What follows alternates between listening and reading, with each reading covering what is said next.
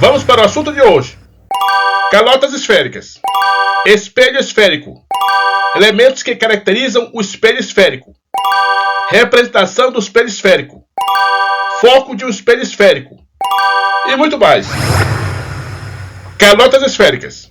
Tomemos uma casca esférica, ou seja, uma esfera oca sem massa em seu interior. Vamos cortá-la em duas partes. Ao ser cortada em duas partes, cada parte é denominada calota esférica.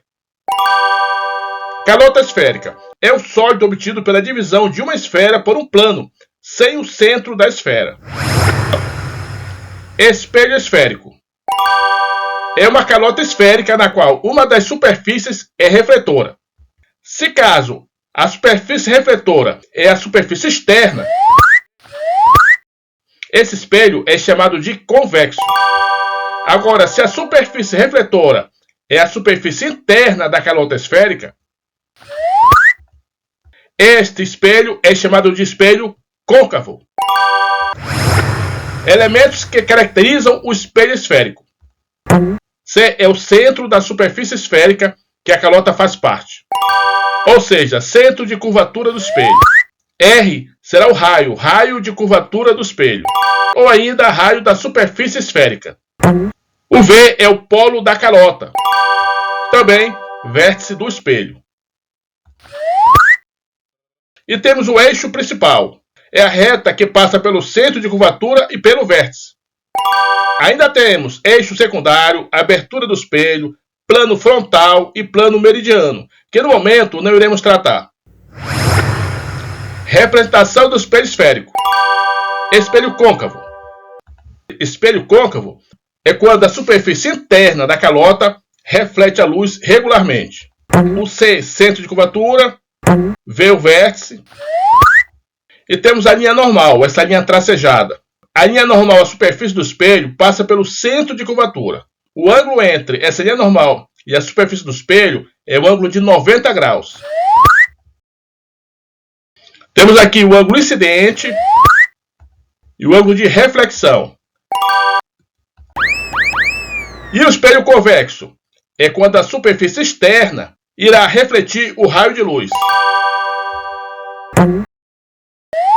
A linha normal à superfície, que passa pelo centro de curvatura. Raio incidente, formando o ângulo de incidência. E o raio refletido, formando o ângulo de reflexão. Foco de um espelho esférico. Espelho côncavo. Centro de curvatura e o vértice do espelho. E a distância entre o vértice e o centro de curvatura é o raio de curvatura do espelho. E a distância entre o vértice e o foco é a distância focal. A distância focal é a metade do raio de curvatura do espelho. Para o espelho convexo, o segmento VC possui sinal negativo. E o segmento vértice-foco, que é a distância focal do espelho, também é negativa. Propriedade dos espelhos esféricos. Todo raio de luz que incide paralelamente ao eixo principal é refletido numa direção que passa pelo foco principal.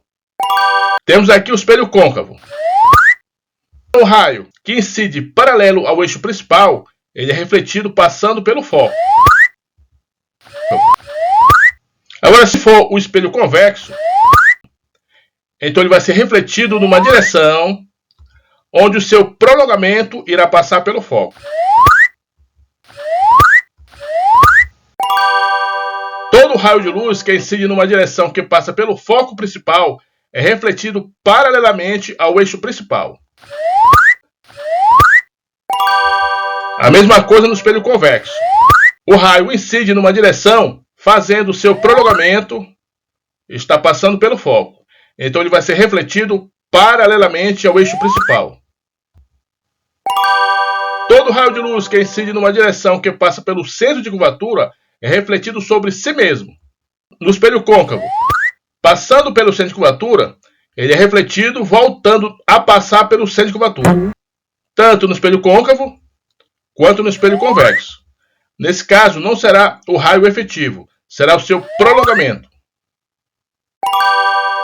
Todo raio de luz que incide sobre o vértice do espelho é refletido simetricamente em relação ao eixo principal.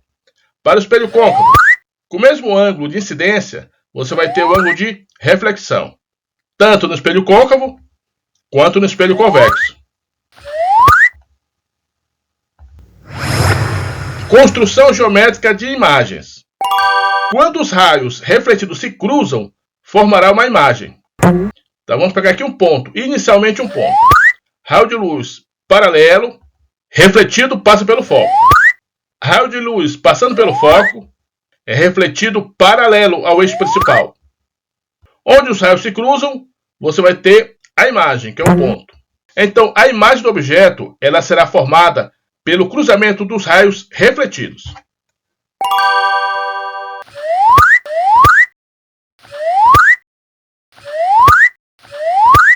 No espelho convexo, os raios refletidos não se cruzam, mas os seus prolongamentos se cruzam atrás do espelho. E é nesse ponto que teremos a imagem.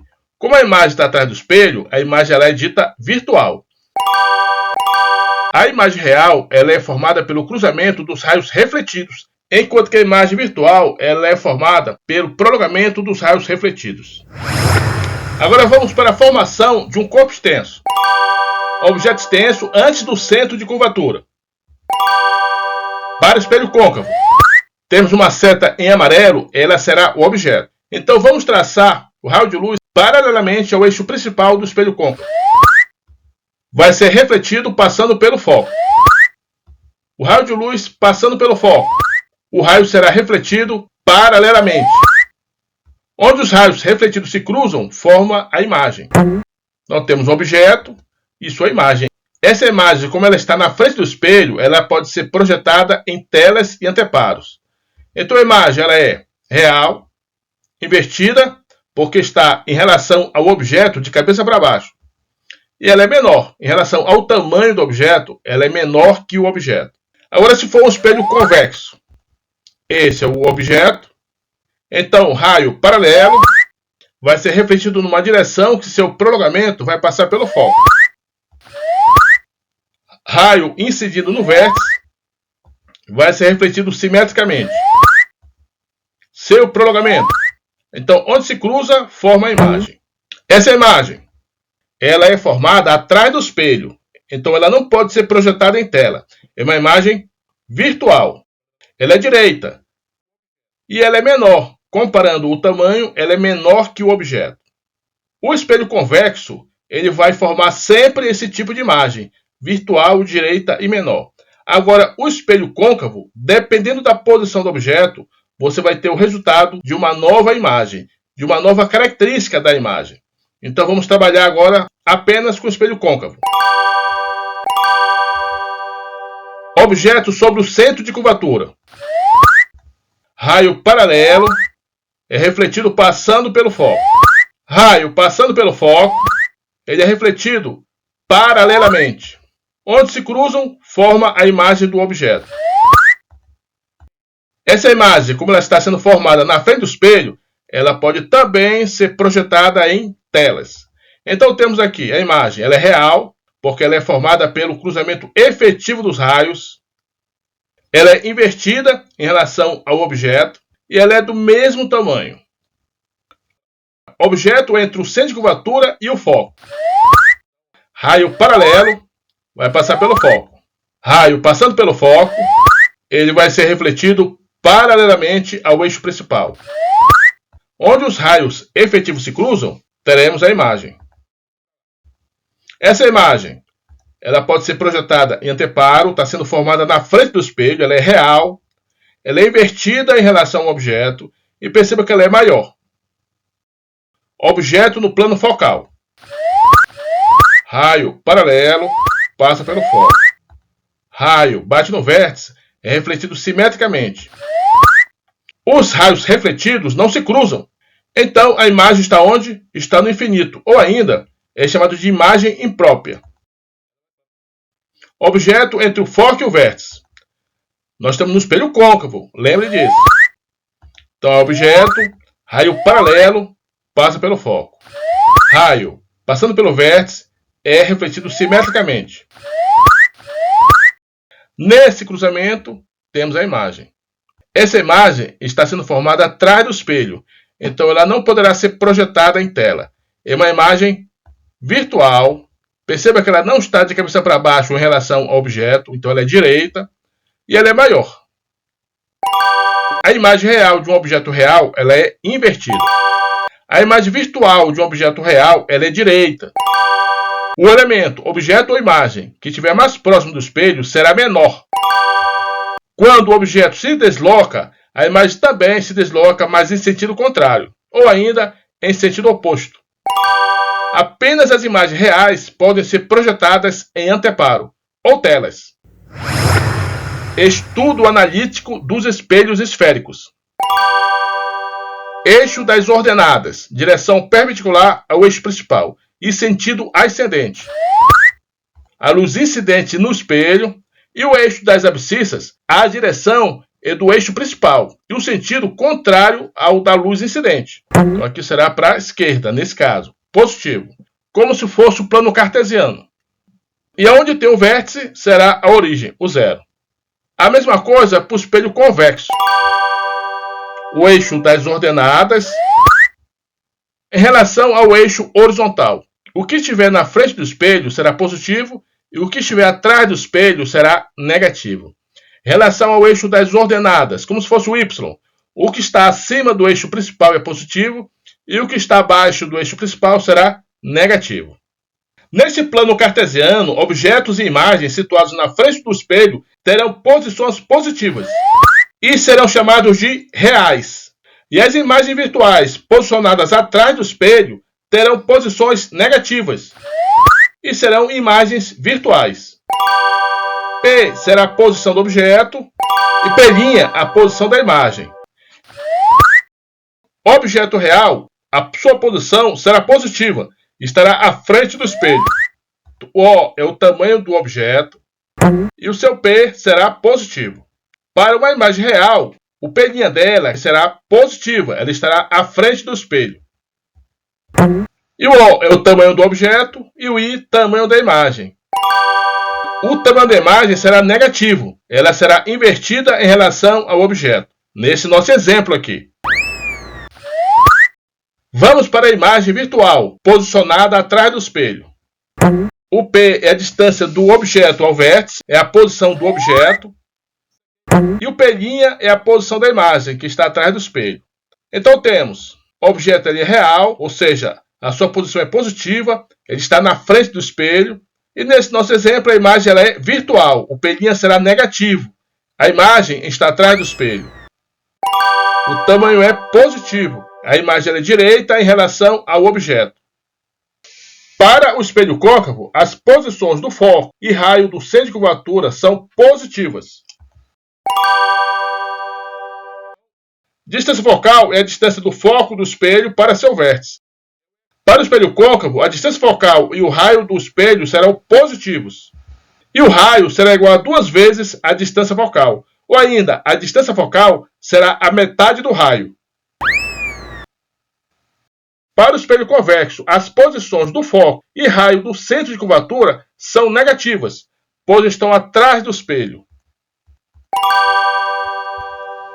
Para o espelho convexo, distância focal será negativa e o raio de curvatura também negativa. A relação é igual, o raio será 2 vezes a distância focal.